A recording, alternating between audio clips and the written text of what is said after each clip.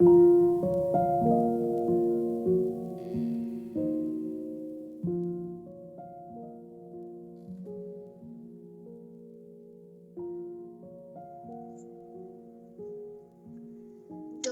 abuse. The hidden war during COVID-19 by Titiksha Raushan. Houses, for most of us, is a safety haven right now, preventing and protecting us from the deadly pandemic coronavirus. But amongst us exists a section of society who has become more vulnerable during this lockdown. Lockdown and home confinement has shown a radical upsurge in cases of domestic violence across the globe, with a 20% rise in reported cases within first week of lockdown in Britain and two-fold surges in cases reported in India. An UK-based women's organization has defined domestic abuse as an incident or pattern of incidents of controlling, coercive, threatening, degrading, and violent behavior including sexual violence in majority of cases by a partner, ex-partner, family member or career inflicted most often on women and children. Due to its severe impact on the victim's mental and or physical health, experts also define domestic abuse as intimate terrorism. In current scenario, this fight against intimate terrorism has taken the form of war, where it is need of the hour for every global citizen and organization is to understand and retaliate against it strategically. So the fundamental question remains: what is the reason behind emergence of such inhumane pattern?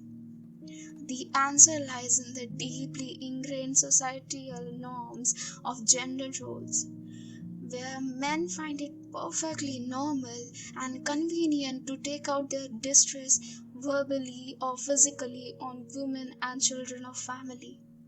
Apparently, just because man is the breadwinner or just because he's a man, he has the ownership and entitlement over his family members. This is not the first time, as Marin Heister, a Bristol University sociologist studying abusive relationships, observes that domestic violence goes up whenever families spend more time together, such as Christmas and summer vacations.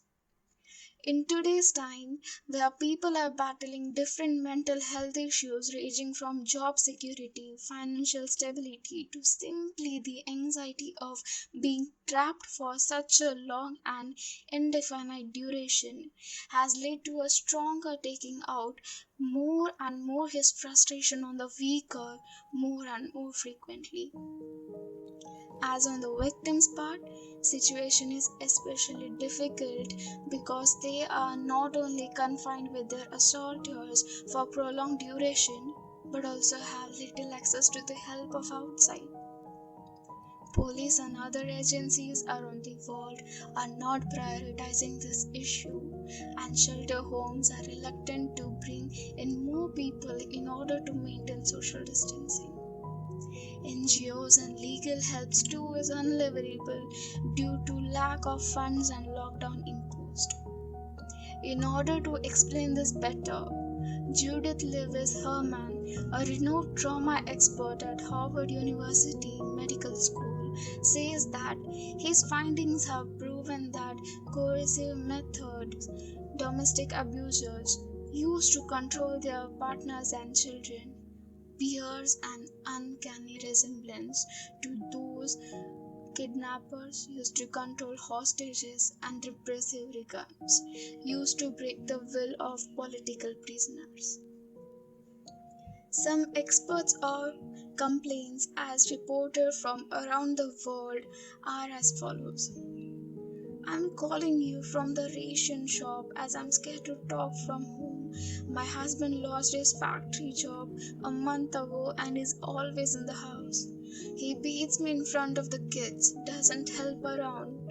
and flings the liquor bottle at me if I try to reason things with him. I'm trapped in my own house. Please help. New Delhi, India. During the pandemic, we were unable to go outside, and our conflicts just grew bigger and bigger and more frequent. Anhui, Province, China. My dad has been name calling and yelling at my little sister all evening. It's much worse now than we are so much together. Atria, Netherlands. Now that we have understood the gravity of situation, let's understand how governments around the world are tackling with the issue. United Nations has shown proactive interest in issue. Secretary General Mr. Antonio Guterres, in his speech on 6th April 2020, called governments around the world to provide emergency measures to the victims in form of shelters, helpline numbers, online consultation, and mental health support network. Following the guidelines, many countries like France, Australia, Italy, and others have allocated funds to provide and rescue victims of domestic abuse. For instance, Canada has allocated $50 million to support and run shelter homes. Italy, in its approach to combat the fallen reporting, has launched an app where victims can connect with suitable governmental authorities through mails, SMS, and texts. The country is also working towards making more and more vacant hotel rooms into a makeshift shelters fit to accommodate a large number of people. Australia, on the other hand, has formulated a COVID-19 family and domestic violence task force in collaboration with Department of Communities and police force in order to reach a greater number of victims. So what effective measures can our country take on a national level other than relaunching a WhatsApp number? In my limited knowledge, Indian government should implement the following short-term models to immediately address the issue. First, declare shelter services an essential, as also suggested by Secretary General of UN.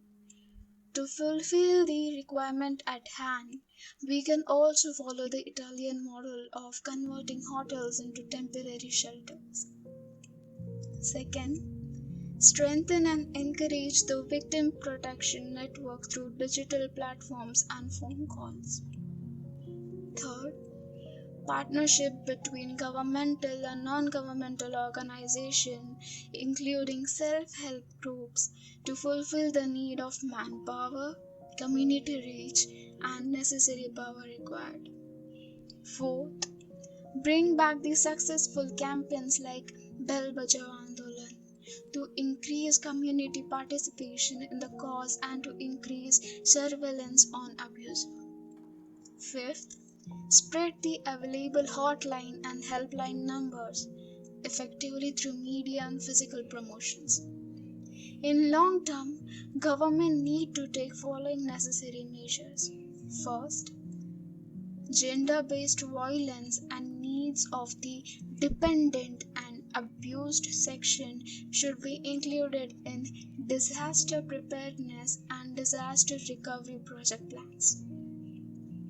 Government needs to sensitize the community and police forces and remove the stigma attached to domestic abuse.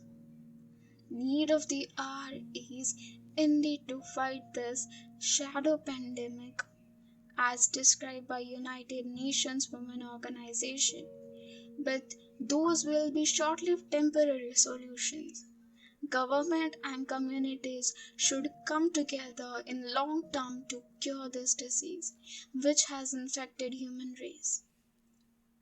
Ways to achieve that will have to go through changes in socio-economic policies, modification in power dynamics within families, and alteration in existing power structures of society. There is a long way to go, and we must start our journey as a team immediately.